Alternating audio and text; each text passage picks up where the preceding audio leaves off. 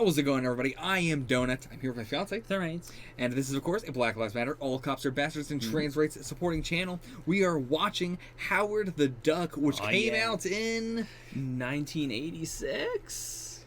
Yes. 1986. Which is such a huge jump from we had the first Marvel film with the Captain America serial in 1944, jumping all the way here to 1986. Yeah. Whew, wow, that is a big jump. A long time of no Marvel movies. Yeah, I mean, they were doing TV stuff, which I think makes more sense. Like, you know, it's smaller, it's more bankable. Yeah. It just, it blows my mind that they didn't try anything. Like, you know, it's a Captain America thing, and it was also they just did an action movie, and then just threw Captain America on there. Oh, yeah. And then the next thing is Howard the Duck. Oh, yeah. Which, I mean, I don't know anything about Howard the Duck at all. I know a little about Howard the Duck, but I've never sat down and read Howard the Duck comics, like his title comic. I've only seen him in other stuff, or like in the backup in another thing. Yeah. So, yeah. I mean, I have seen the Howard the Duck in the post-credits scene of which Guardians was that? Post-credits of Guardian 1. Of Guardians 1. Then, you know, just in the middle of Guardians 2 when they're on Contraxia. Yeah. So just like the personality, I think I already have a slight idea. Like it is if I recall, it was like the cigar smoking. He was smoking a cigar, right? It was like we're going to go for that sort of thing. We're going to go for we're going for a Donald Duck sort of looking thing, but it's gruff. It's, you know. What is with the obsession of ducks in that era of time? Do you know anything about that? I genuinely don't know. It didn't occur to me until just now. Like, what is the obsession with ducks? Like, was it all spawning off of, like, Donald Duck and Daffy and Daffy Duck and stuff? But even more specifically, I do think of Donald Duck. Yeah. With the shirt and the white feathered duck specifically. I don't know. It's interesting. But so they're going for, I imagine, almost like a Conker's Bad Fur Day sort of thing. If anybody's played that game, that's kind of what I'm imagining. Yeah. Cute animal, but, you know, gruff personality. Yeah. But this could also, I know Deadpool was the first rated R Marvel movie, so this can't be rated R. You know, it's not rated R. It's going to just be what is going to be the PG, I'm a gruff duck. I don't even know. I have nothing else to say. Fair. Yeah, I will say, of course, for anyone screaming at the camera right now, yes, Howard is also in the final battle in Endgame. Oh, yes, of course. With the Ravagers. We should say that we do know going into this that this is considered amongst unanimously to be the worst movie of all time. Yeah, like it's up there all the time. So yeah. I don't know anything else about it. When we do the discussion, I will look up trivia. Yeah, so we're both going into this basically blind. Yeah. So yeah, let's watch. I'm scared. I'm scared, one, that it's going to live up to being the worst movie of all time, and two, that because I have heard that going into it, I'm going to give it excuses of like, oh, it's not that bad. Right. Meanwhile, it's terrible. Gotta control the inner hipster. All right. Let's do it.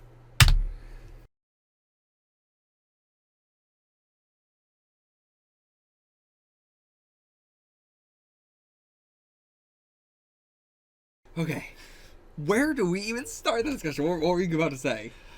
So, I did know that this was a George Lucas movie, and also that specifically, everyone on the production wanted this to be an animated movie, and it was George Lucas who came in and said, "Listen, look, animation's going to be too difficult. I'm the wizard man. We can do it live action." I could kind of imagine it being better in animation, especially with the Dark Overlord. Yeah, like I can imagine that. Yeah, I feel like the humor would have been sold better in animated. Howard, I don't think even if it was animated, Howard would have been palatable in any way. Yeah, like I think the script inherently is pretty rough. Yeah. For, you know, just the whole plot of the movie, and also just Howard specifically is so bad. Howard and what is the girl's name? Oh boy. I already do not remember. Yeah. Beverly. Both Beverly and Howard were just unbelievably awful. Yeah. They were unrelentingly just terrible. Every line was so not funny. And like it was definitely the lines, especially for Howard, because like all the expressiveness and stuff was pretty solid. Yeah, it's better than I thought it was gonna. I thought watching Howard was going to be the worst thing in the fucking world. But like after the initial hump of okay, this is what the duck people look like. Like once you get past that point, like I kept on like I forgot sometimes that he wasn't like a person. What? Yeah. I'm just gonna say that right now. Unbelievable. I get all those people in the background who weren't reacting. Like, yeah, that's just a small guy. Oh man. So this movie was, again, as I said in the reaction, every scene felt like it was 10 times longer than it needed to be. Like everything just sort of had multiple acts within a scene. Yeah. And it's like, do we need this every time? So everything felt like the scene ended, then we went on for a little bit longer, and then it cut. Like the whole scene was long, and then also every scene has a clear endpoint they do not cut on. Yeah. It feels like they needed it to be longer. Yeah. I don't know. Oh man. This movie was uncomfortably sexual. Nah. Yeah? I think it really stems from the fact that Howard is so barely anthropomorphic in any way. It is the slightest bit of anthropomorphism. So it's basically just a duck. It's just a duck. Yeah. There's no like it is not like he's a human duck or he's a duck human or it's just a duck with arms. That's it. I can't believe how much duck comedy there was that wasn't like, stuff around ducks. Like I'm okay-ish with the ones that are like, like their planets are shaped like an egg, and that one was good. And what other one was good? Name one other one. Oh boy. When he freaked out over the eggs. That's fine. It's passable. I'm not gonna give them points for it. It's like yes, of course that joke is going to be in this. Anything that does something like this is gonna put that joke in there. Sure. The planet egg thing is a little bit more. I'll give them a comedy point for that. Fine. But anyways, I mean the lowest point are the jokes that are just saying duck. Which are there's very little like quack or feather, like there's very little duck related puns. It's all just saying the word duck, and it's not even a pun. We're just going to say the word duck. Or just say we're going after this duck. It's a duck hunt. That's not a pun. That's just what you're doing. It's just slightly clever. It's not slightly clever. It's wordplay. Is it wordplay? Duck hunt is you hunting for a duck. They are hunting for a duck. It's not very clever. Fine. Where else? What do we even talk about in this fucking thing? Like the character designs were good for whatever the club was there. Like all the punks look really good. Yeah. Like all the punk fashion looks good. Yeah, the hippie as well. There's a lot of hippie fashion. Yeah. It was like intermingled. There was a lot of just like really queer stuff. That was like, do they think this is just what punk is, or this is just super queer? I love it. But there's a lot, all that club, really great designs, and then then we just kind of like just go into everybody's a cop or a military first, and then we don't see anybody else for the rest of the movie. The one set piece of the. What is it called? The sushi place? The Cajun sushi. Cajun sushi. Like that is again that's a good set piece. It's a good idea. I don't know if that's something George Lucas just saw or if it is something he came up with, but it's a good concept. It was funny visually the whole time. And like while it did drag, I did like the the general concept of the scene of the we have the final boss here and he's chill and he's talking and we're going to just be here in this diner for a while. Yeah, like this movie is just a bunch of sketches. Yeah, it's just a bunch of sketches put into one movie. Like every time they remember that it's a sketch movie, I think I like it more. Yeah, same. Well, I don't know. The hot tub, what was it called? Hot tub something place they worked at? That was bad. That was awful. I forgot how bad that was. What was the ending bit there? Did he throw him in a poop pit? I couldn't tell if that was supposed to be a mud bath or if that was it was overflowing with poop. had to have been a mud bath.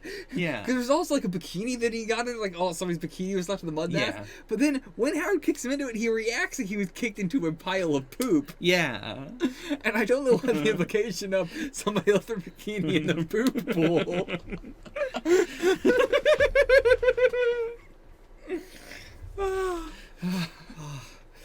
But yeah, like, I feel like they want to do some, like, hey, we're gonna critique, we're gonna do some criticisms through Howard, who is an outsider coming to our human worlds. Yeah. Like, but they're scattered amongst a bunch of other unrelated gags. Like, that whole skit felt like it was supposed to be like an unemployment thing. Yeah, but they didn't really say much about unemployment, apart from the, like, we need to get you a job so you get off of this social welfare. Yeah, oh boy, that whole scene was so bad. Yeah. Why is Howard is the we established that he's horny in his thing. Yeah. Then he goes to Earth, and then we do have to establish that now he is attracted. He wasn't before, but Yeah. now he is attracted to humans, and it took him less than a day. Yeah. It took him less than a day to not only become horny for them, but to become a sexual predator. Oh yeah. Jesus, Howard. This movie really is like it has the main actress Beverly she's like 28, 30 years old, and the whole movie they're like, oh, you little girl, and the whole movie is her just being like, oh, gee whiz, mister, it's just me, little girl, surrounded by these big old men. Yeah. Beverly makes me so uncomfortable in this movie. Oh, God. Like, there's that naivete to her that a lot of, like, other, like, films do, as they, like, it's the sexy baby stereotype. Yeah. Oh, that's the best way to put it. This is the sexy baby. Yeah. She really does come off like an actual baby many times. It's so weird. I mean, it was, now we have the baby and the duck in a relationship. So, whose actor was Jennings? Find that out for me. Sure. Jeffrey Jones. But yeah, it doesn't seem like he's a big, like, he's mostly a supporting actor. Now, he was arrested for possession of child pornography and for soliciting a minor. Oh, boy. Well, he fit the role of the evil overlord for sure. That's why I say I only comment on their acting. Yeah. But I don't know, maybe he just reminds me of something that I can't put a finger on. If anybody can think of it, let me know in the comments, because it's bothering me so much. Like, specifically the mustache and the, like, blondish, like, light hair. Okay. Reminds me so... And the whole role he's playing in this. Like, that appearance mixed with this role and everything feels like something, but I can't put my finger on it. I mean, the whole thing felt like a very Men in Black thing. Yeah. But, I mean, he's not reminding me of that actor in any way. Right. It's... But yeah, it definitely, he had that vibe of the, I mean, that's literally what it was the alien in the skin suit sort of thing, just walking around, and I think that is always going to be funny. When did Men in Black come out, the first one? Or was Men in Black based on the comics, or did the comics based on the movie? Based on the comics. Okay. Do you know when the comics came out? 1990. Okay. So, after this. Wow. Because, yeah, this felt like so, like, the same sort of comedy as the, I don't remember the name of it or anything, but the alien that everybody knows what I'm talking about. Yeah, like, it is the very, like, being possessed, people mistaking that they're possessed. Yeah. The really weird voice, the really weird movements. Yeah. Being in these, like, really, like, dressing up in disguises and everything on top of the, like, being in this human disguise and then wearing disguises on top of that is always, like, I don't know why I always love that. It's really good. Yeah, but... Yeah, I mean, aside from the evil overlord being the one saving grace of this fucking movie. I really wish we'd introduced him earlier. Yeah. Because, like, any other movie would have done the, like, Howard and the evil overlord both come with the same accidents. Then we, like, cut between them, and then we get to the point where they are aware of each other in, like, the second act. But now this is just, like, they felt like halfway through the movie they went, oh, shit, what are we going to do for the end? It feels like a very short television series. Yeah. And they didn't want to do, like, an ongoing, like, real plot to it. So in the final episode, they were like, oh, right. We need to do a big final fight. Yeah. But, yeah, this was a thing. Was it the worst movie of all time? No, I don't think so. Honestly, no. No, not even close, I don't think. Yeah. I mean, it's up there, but it's not that close. Like, it's bad, but, like, when I think of a bad movie that is actually bad, I think of it as a, like, is anything that they did, like, did they do any hits? Sure. And I do think, like, with some of the jokes and some of, like, the visual stuff, they did hits. It's not enough for it to be worth it. Sure, yeah. Would you put this above or below Captain America 1944? Honestly, I have to put it above. Really? I put it below. I could get through that 3 hours of Captain America easier than I could get through this. And this wasn't even 2 hours. I was entertained for more, like, in terms of overall numbers of minutes. I enjoyed Howard the Duck more because of how long the Captain America thing is. Like, if we were to do like an edit of that down to a more like streamlined plot line featuring the Scarab, that would be better. But we have so many episodes in the middle that are just like, hey, Captain America is going to look at a thing that counts down. Yeah, but the fighting was more interesting. I'm also a sucker for like stunt work. This movie had like 1 or 2 interesting stunts, and like that was it. But those 2 were like, some interesting things. Yeah. The one with Phil on the plane, and the one with Jinning and the like fire and the sparks and stuff like that. Yeah. I mean, that wasn't an interesting stunt. It was just like a impressive of a, just showing it. Like, Jennings' actor does commit really hard to, like, the evil overlord role. As Dr. Jennings himself, he's very meh. Yeah, it's just like... But, like, I think that does help, though, to show the contrast. Yeah. That they are, like, he does feel completely physically different. And it's not just a, like, I'm gonna limp now really, a lot. Like, there's so much going on with his performance.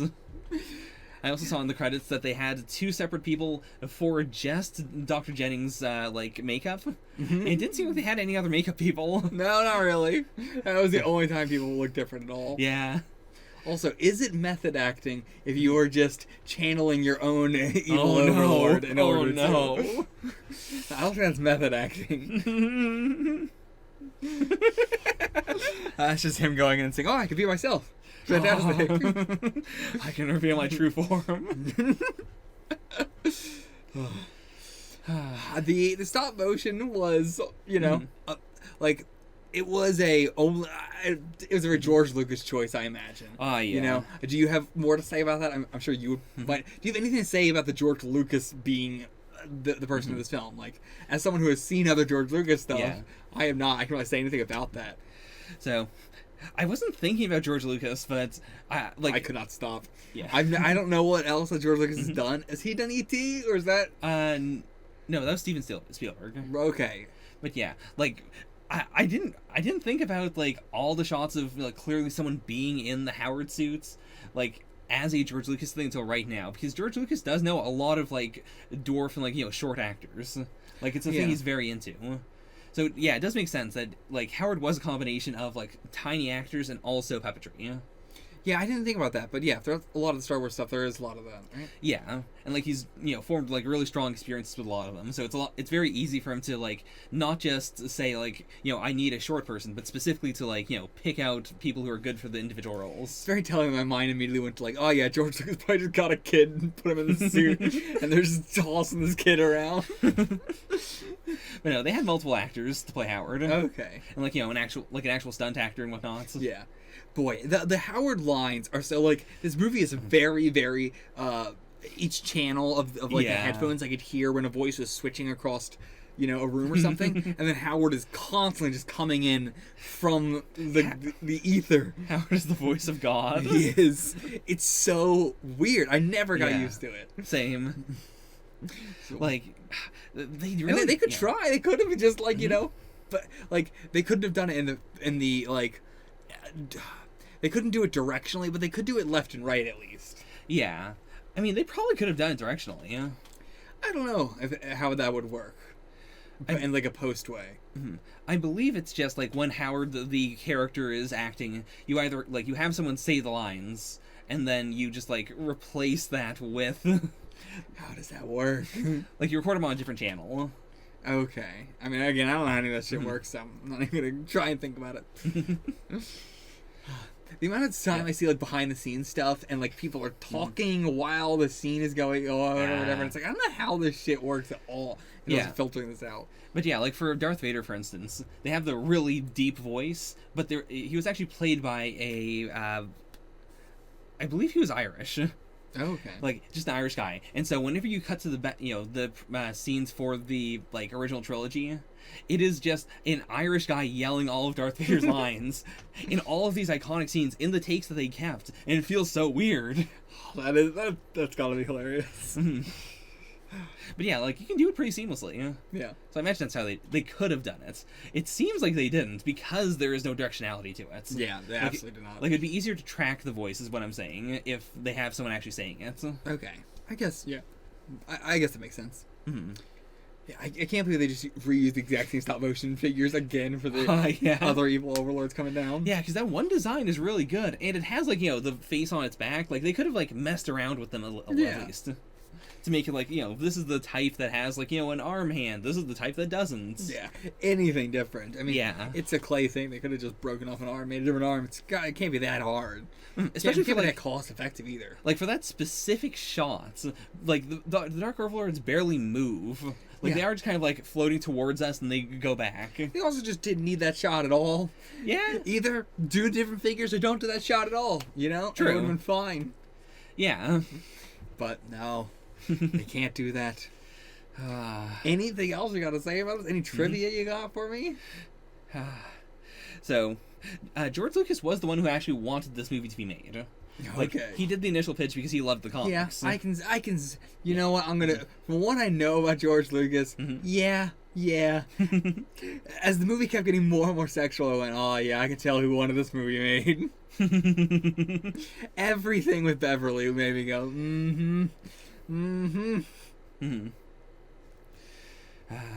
I do see that one of the producers declared, "It's a film about a duck from outer space. It's not supposed to be an existential experience. We're just, gonna have some fun with this." Meanwhile, the comic book writers did say, "I did write Howard specifically to be an existential experience." Like, there's a lot of people not really knowing what Howard the Duck, the comic, was really supposed to be. And meanwhile, George Lucas, being the one who wanted this all to happen, was more caught in, like, all the special effects and, like, the suits and whatnot. Yeah. So he wasn't really paying attention to, like, what they were doing with the series, or, with the character. The only change that everyone seemed to agree on was that they wanted him to be nicer. Okay. And was he nicer? I guess. I don't know anything about the comics, but I would say instead of making him nicer, they just made him less of a dick. Sure. Like, which sounds like it's nicer, but, like, they didn't add more niceness to his personality. Yeah, a lot of this movie is like people trying to help him saying, "Help me," somebody helping him, and then him fighting them physically for them to stop helping him. Yeah. Like, so much of that, of hide, and then, stop making me hide, I want to be seen with the police. Oh, now you gotta help me, the police saw me. And there's also just a lot of Howard, like, not being forward with information. Oh, yeah. Like, it feels like this would be a lot smoother if he had just been, like, if he had done explained anything to anybody.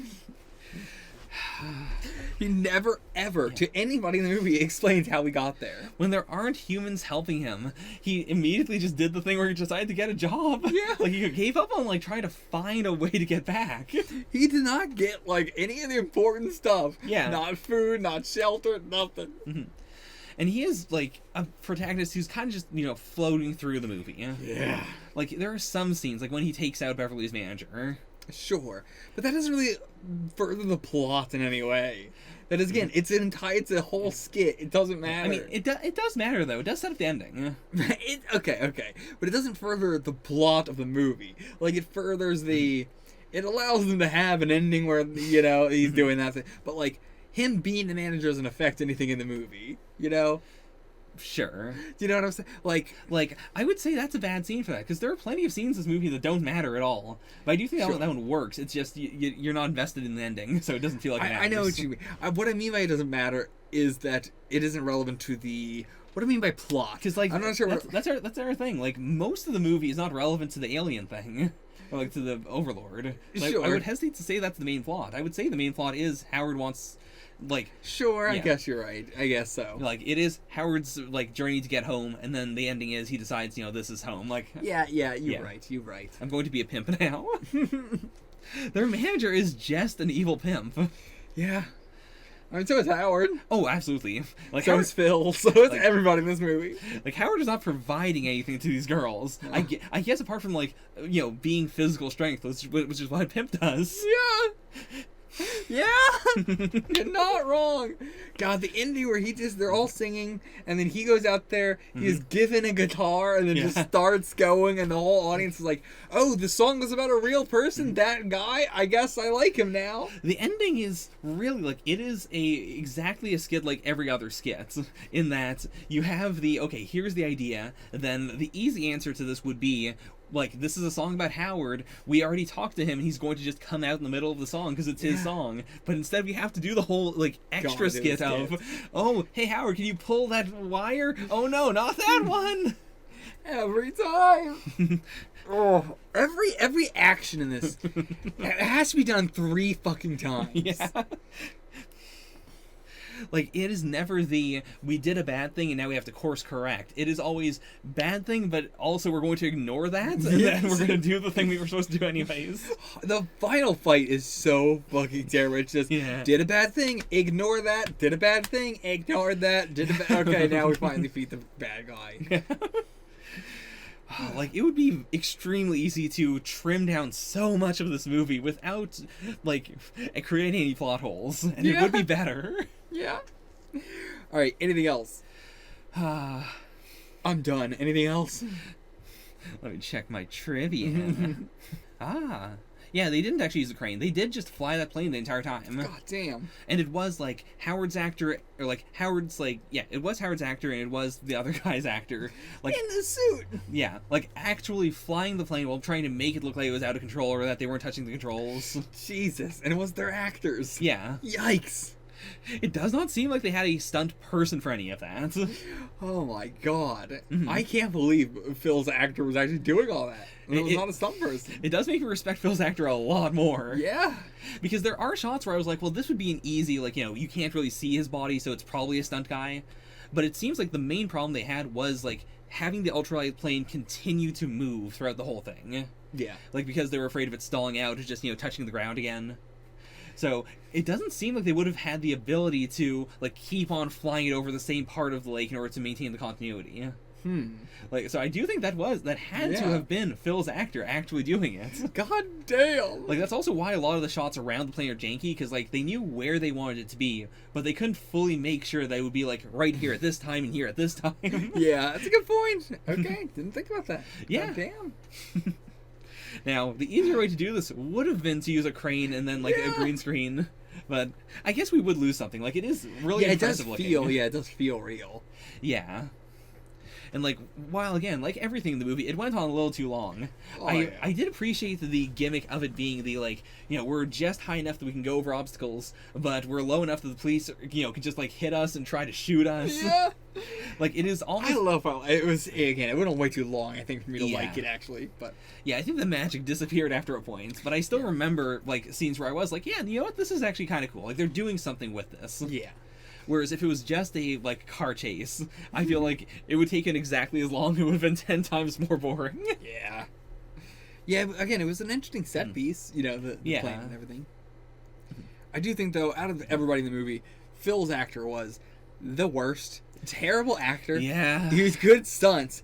Terrible, terrible actor. Yeah, like, I thought he was doing a thing early on with, like, his face is, like, being super out of it. But no, that's just kind of the way he is throughout the whole movie. He's like 4 different characters throughout this fucking movie. He just switches personality on a whim. Yeah. He's... if they did not say Phil, I would not keep track of that. This is the same fucking character for each of these people. And I feel it has to be him. Everybody else is a little bit different. I can't tell if the director is giving these people, like, really heavy, this is exactly how I want you to act. Like, is he going up to Beverly and being like, I want you to talk like this, Beverly? Like, how much... I'm picturing, like, the fucking Whitest Kid You Know sketch of just the happier with your mouth open. Because that is how Phil feels like he's acting.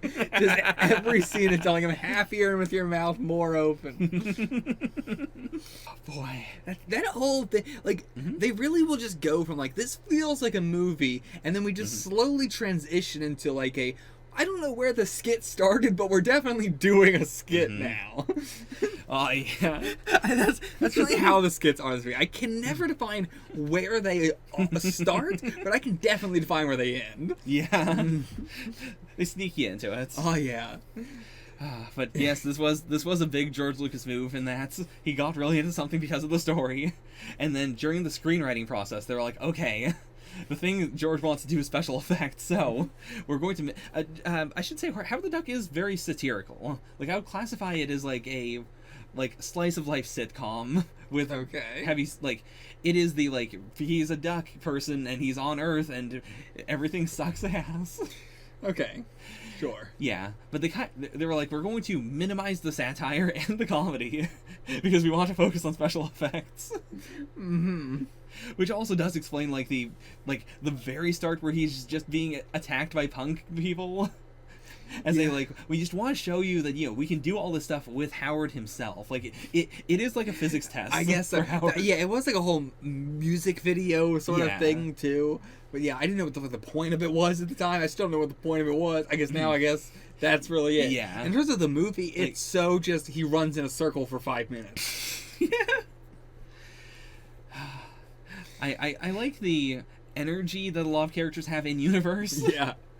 It feels a little not dystopian. It feels a little post-apocalyptic. Yeah. I get it is the classic. It is the 80s thing where, punk people act like they do in Mad Max. Punk people are from another dimension. Everybody, if you are punk, if you are gay, you act like you are in Clockwork Orange. You are just those people. Yeah, because there is such a stark divide between the alternative people and everyone else. Yeah. Oh my God. Were they trying to make Toad and X-Men like a punk? I just kind of almost had the connection of that's the same vibe. Yeah. Same vibes. Yeah, I'd say he's maybe not a punk, but he's supposed to have punk energy. Yeah. Okay. I think so. Yeah. Again, punk energy is always smiling, always being very, very happy, and really just doing nonsensical things. Oh yeah. If you have to have an object and you have to rattle that object. That is punk. To have an object and to rattle it. Hollywood punks are NPCs. Yeah. That is really the best way to put it. They are we're just going to huddle around you and go and do nothing. We're just going to go blah, blah, boo, scared you. Yeah. Hollywood punks are just children scaring each other. Yeah. My favorite design probably has to go to the guy with the shaved head and the tiny cigarettes in the bar. Oh yeah, I really thought that was gonna be a thing, but no. He started helping out Howard. I thought it was gonna be a twist at the end, oh, he's a secret agent or something. Nope, nothing. We just cut to him twice, and I like his look, but it's so just we have the crowd shot, and then here's this other guy. Yeah. I think my favorite design is just the guy with all the baby dolls all over him. Oh yeah. That was the most post-apocalyptic look. Oh yeah. That is the real it's the warlord baby face. Oh, I can see it. I can see it. Oh boy. And Beverly's whole house was, that was a cool set design as well. Yeah. It's very plastic, very yeah. I guess it is. I guess it's supposed to be all the girls' house, maybe, because it's so big. Yeah. And there's multiple pads there, but we don't see anyone else there, which I guess is fine, because if all the girls were there, we would have had a big harem scene. Yeah, that's good. That's a good point. Well, I'm not sure about big hair. Well, you know what? No, we would. Yeah, we would have. Yeah. No, in this movie, yeah. Yeah. So, did you like the sci-fi half of the movie or the horny half more? Well, definitely the sci-fi half, for sure. Mm-hmm. Yeah, the horny half was creepy. It definitely gave me those vibes of, this actress did not want to do this. Yeah. I had this so strong vibes of this does not feel like the actress wanted to do this in any way whatsoever. Yeah. I'm not against it because of the animal people vibe. I am against it because it feels very exploitative. See, it's not an animal people vibe. True. It is it's a duck. He is a duck with arms. It's also he is barely bigger than a normal duck too. I think that's also what goes into it a lot. like you to do anthropomorphic, they also have to be much bigger than that. Yeah. You know, they constantly reference that he is like 3 feet. Yeah. Which is like, yeah, it's too close to a duck. Yeah. It's too close. Oh boy. I think it'd be one thing also if he had like dwarfism proportions, but it's like no, it's not. It's just he's just a little slightly bigger duck. Yeah. It's too weird. It's too weird. It's weird. All right. Again, I'm saying you got any more trivia last time? Okay. Keep saying it. They did have to repeatedly reshoot a bunch of Howard scenes, not because they were bad. Like, they nailed it. And then George Lucas would say, listen, I improved the technology, we gotta go back. So fast. George, slow down. But yeah, without George Lucas, we wouldn't have had a Marvel movie until the 90s. Like, it seems might have been better. It seems like he's kind of, like, broke every rule of reality in order to make Howard the Duck. And to be fair, it does seem like most, like, not everyone, but a lot of the actors did just go like, yeah, you know what? This wasn't a bad movie. I mean, the movie sucks, but I don't regret it. Whatever. It was Howard the Duck. No one saw it. I don't know. I think I would regret duck titties. I think I would regret. I can't believe we got duck titties in the first 5 minutes. If even 5 minutes. I mean, it might have been minutes. 60 seconds duck titties. They also did, like, I did ask in the reaction, like, is this one Howard outfit that they keep on removing for all of those commercials? Or, like, is it multiple ones? It is multiple figures. They made multiple figures for those 5 minutes where we're just seeing them for, like, you know, a second or two. Yeah. Okay. There's, boy. What an insane experience. I can't. Watching this in theaters must be like watching a movie with a sex scene where your parents are next to you, except it's like everybody in the theater feels like your parent watching this with you. Like everybody must have just felt the most uncomfortable. I'm never gonna get the images out of my head. I think what I find weird about it is also that, like, it doesn't do the duck porn hard enough for it to be the, like, the gross out humor of, like, you know, this is a duck puppet with big old titties and nipples. Yeah. It does feel more like it's just in-universe porn. God, this is like this whole thing was so much of that like Disney thing of like, you know, the male version of the animal is just the animal. The female version is the animal with tits. Oh yeah. That's it. Get the fuck out of here. We'll see you for X2. Oh yeah, X2. We'll see you for that. Well, I'll see you for that. We'll see you for them for the discussion. Yeah. Get the fuck out of here, please. Escape.